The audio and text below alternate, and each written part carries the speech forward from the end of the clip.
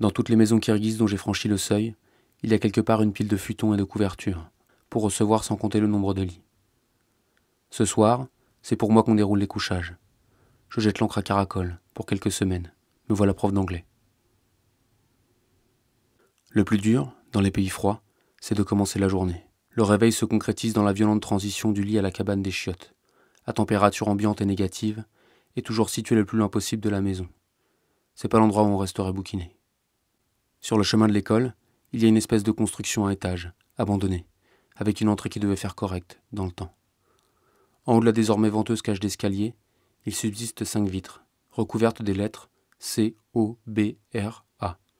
C'est le bâtiment Cobra. Chaque jour, je me dis que je vais y faire une exploration. Et chaque jour, je me dis aussi que je pourrai toujours faire ça la prochaine fois. Je procrastine. C'est une vilaine habitude, propre aux situations de quotidienne redondance. Il faut toujours se comporter comme si c'était la dernière fois qu'on voyait le bâtiment Cobra, vivre tout de suite. Surtout, ne pas se fier à la beauté des rues enneigées. Adopter plutôt cette démarche de pingouin diarrhéique, chaloupée et incertaine, seul recours au destin piteusement horizontal que vous réserve le verglas. L'école est froide, et j'expire toujours autant de vapeur. La préparation des cours de la journée est invariablement interrompue par l'arrivée des tornades. Les tornades, c'est les mômes de 10h15, toujours en avance et toujours plus réveillés que moi. Aliénour et Adil Khan, curieux comme des encyclopédistes, attrapent tout ce qui est dans leur champ de binocle.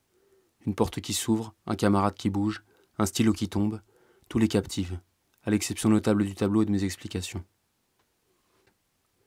Ziada, 9 ans, parle déjà bien anglais et s'occupe de l'administration de l'école, en cas d'absence de sa gérante de sœur, qui ne gère pas grand-chose.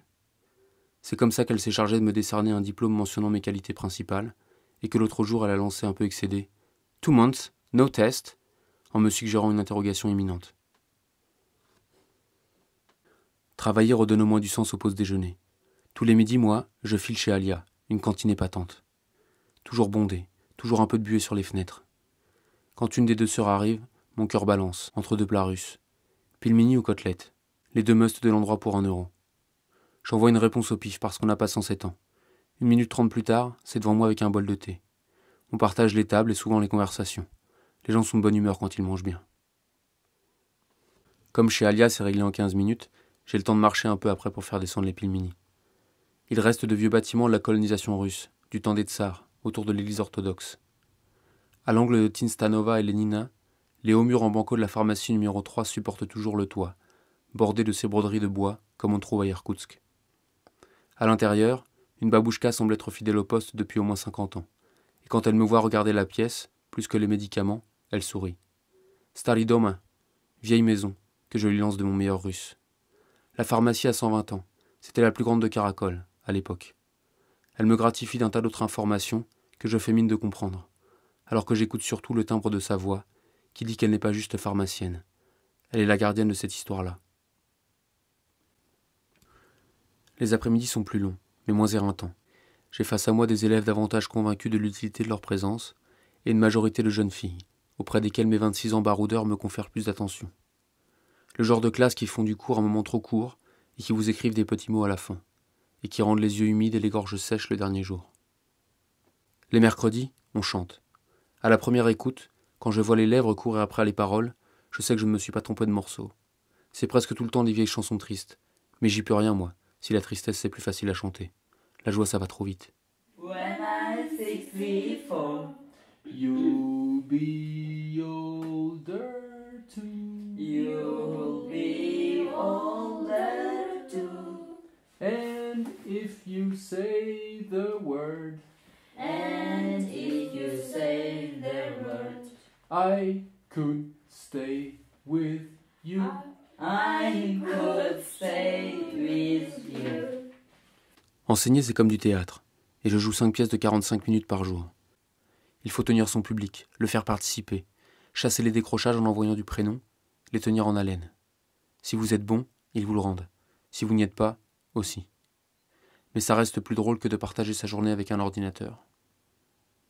Enfin, si ça se trouve, cette perspective ne déplairait pas aux habitants du salon PlayStation, le repère des adolescents de Karakol, qui passent une douce jeunesse à muscler leurs doigts et à crever leurs yeux devant des jeux de catch, lovés dans une lumière de sex shop. Il y a aussi de quoi geeker à la maison. Le soir, Herbol allume le PC familial et mes souvenirs de quand j'avais son âge, et que je subissais aussi passionnément la vacuité des commentaires de mon premier jeu de foot, Euro 2000. Il peut créer quelque chose. Iniesta. Et voilà, ils ont maintenant 2 buts d'avance. Ça va rassurer un peu leurs supporters, un peu leur entraîneur. Tous les défenseurs ont été battus. Personne n'a pu intervenir sur ce coup de casque au deuxième poteau. Il a crucifié le gardien. Herbol a 17 ans. Quand on marche, il crache à intervalles réguliers de 5 pas, de tout petit rien, pour assaisonner un air fier et grave. Il se débrouille en anglais, et il veut étudier aux États-Unis. Il passe un coup de fil à sa meuf pour lui dire qu'il l'aime, et bruiter un baiser, avant de passer la porte de chez lui. Il me dit qu'il y a une belle lumière dans la cuisine le matin, et que c'est sa mère qui a acheté la maison, et même que sa mère est formidable. Un soir, on est allé au Bagna en sortant du salon PlayStation, et on s'est mis à parler des filles, et de ce subtil arbitrage entre tradition et désir, et du fait qu'on n'est pas censé en avoir avant de se marier. Il a résumé comme ça. « It's haram, but I love her ». Et je me suis dit que ça ferait un bon nom de film.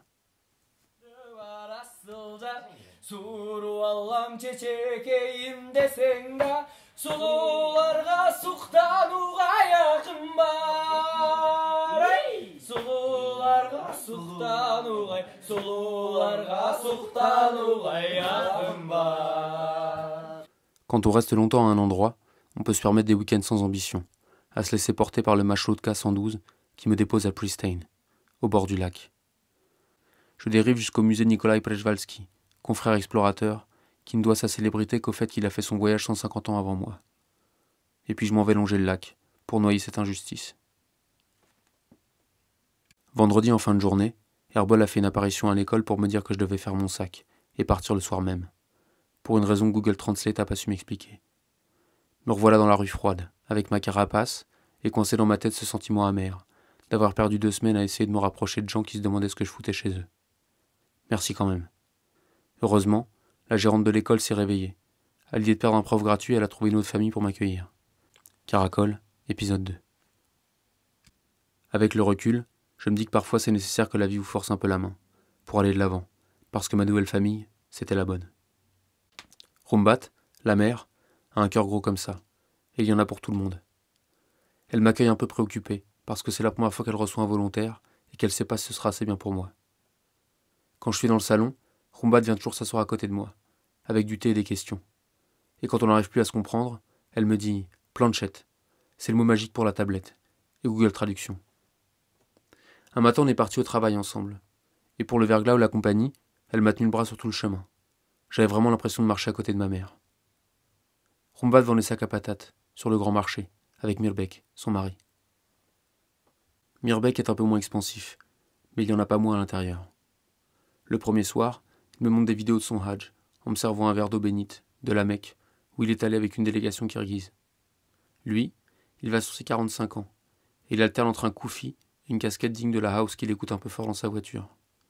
Il prend des cours d'arabe, et le soir il joue à un jeu en ligne sur son téléphone. Il lève le nez, il balance des blagues, en restant sérieux, et ça fait souvent rire Chenara.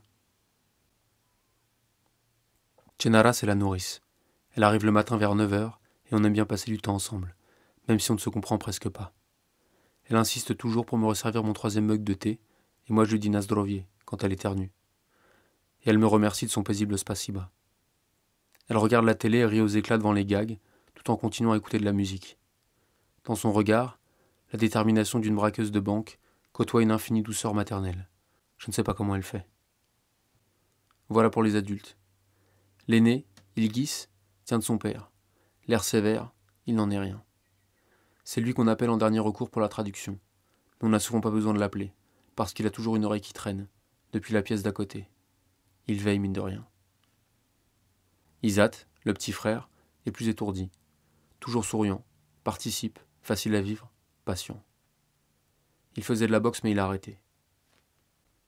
Neima, la petite dernière, est la cible privilégiée des baisers d'à peu près toute la famille. Elle aspire comme toute petite à être grande, et je fus 2 semaines durant le cobaye de ses entraînements à la séduction. Au final, j'aurais passé un mois à Caracol, 2 semaines de plus que prévu, et c'est mon arrêt le plus long, depuis que je ne m'arrête plus. Caracol est une charmante bourgade, mais si je suis resté, c'est surtout pour le travail, parce que j'ai compris ce que ma grand-mère me racontait, en parlant des élèves, quand je l'interviewais il y a 6 mois. Every summer we can rent a cottage in the Isle of Wight. Every summer we can rent a cottage in the Every summer we can rent Every summer we can rent a cottage in the Isle of Wight. a cottage in the Isle of Wight. Every summer we can rent a cottage in the Isle of Wight. Every summer we can rent a cottage in the Isle of Wight.